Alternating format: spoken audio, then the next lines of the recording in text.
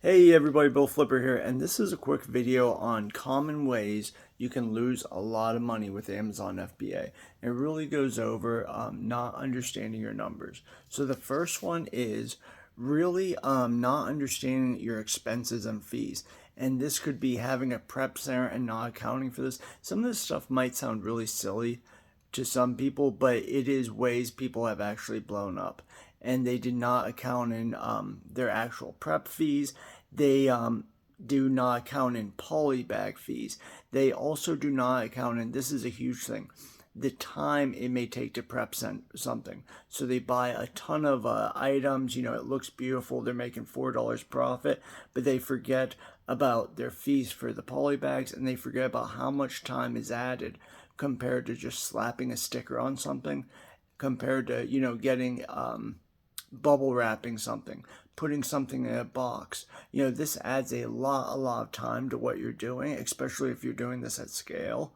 So when you look into that and it takes an hour or two more to do something, think about how much time could be compared if you were just slapping a sticker on, slapping a sticker on, slapping a sticker on. Also, if you have to inspect garments, things like that, these things can add a lot of time, especially when it's compared to at scale. The next one is letting bad buys and returns stack up. And I'm guilty of this myself, especially if you have a lot of inventory. You get into 90, 180 days, and it's very clear the prices will not come back.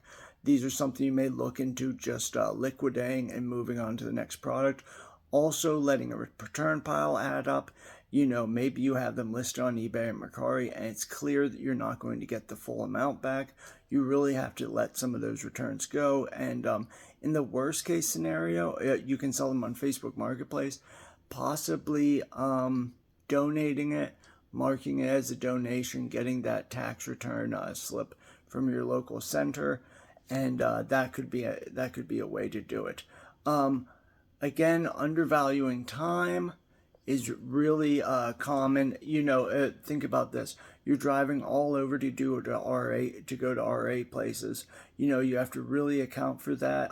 If you're going to drive an hour or two away, you're going to want to map out. I used to drive to local cities to do RA, and the whole day, so I left in the morning, like 6 a.m. I had a map of places to go, so I wasn't like, let's say, driving to this side of the city or like 10 miles and then driving back to go to a store next to that one. I really had a map, and you can use like MapQuest, or I think Google has maps. So you enter, like, let's say you want to go to 10 stores, and you then enter the 10 stores, and it makes a map, like a big circle. Also, you could make a list ahead of time if items like, let's say, bolos you're looking for. You could also do in-store pickups if you're looking for certain items. Let's say they're seasonal items, and you can do in-store pickups at all your Walmart and Targets for these. Let's say it's a seasonal candy item, a seasonal coffee item. So the next one is keeping track of your missing items from Amazon. So you send in a shipment, you send in 25 units of clothing, let's say a shirt, and now they only received 23. Well, this is really easy to go through. You get your receipts, you get your invoices, your order statements, and you can show, yes, I ordered 25, I sent them in. Another thing here is some people say it happens in waves. I noticed it does not happen much, but when it does, it's really annoying. I've started taking pictures of the boxes, or sometimes the units going in. So I'll line up 25 and I'll take a picture of it. It's really hard to do at scale, but for small shipments, I do recommend it. And then if they receive that, you give the invoices, you send some extra pictures, and maybe this streamlines the process. There's some items I've tried like 25 times. I have the paperwork and everything, and it's funny, like half the shipment went missing. They gave me out of that half of the shipment that went missing, they refunded and accepted some of the paperwork. They didn't accept paperwork for the others. I tried again, they accepted more, but there's still like 30 units missing, and it's really annoying. And they basically have just like let this case open for like a month. It's extremely frustrating, but you'll go through that. And another thing, so I have there's many refund services, and you can find the cheapest one. They basically all do the same thing. They look for let's say a return that was not added back to your inventory, a return that was not credited to you, these type of things, and they're really good at that. And like I said, I think I use Refund Manager. I think that's the one I'm using.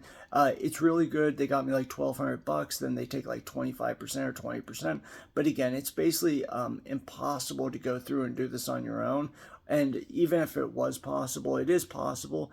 But the time effectiveness of looking through for an hour to find $12, $8 here, it's not worth my time. So I'd rather just get that money back and give a portion of that. And many of them also do have like the first 30 days they do for free, or the first 30 days they do a big portion. So I have that affiliate link down below in these videos. But even if you don't use that one, there's many available. Use whatever works best or lowest in fees. Definitely want to use this, especially if you're doing this on any scale, because I guarantee they will find something. So that's all I have for today. I hope those little tips and tricks helped.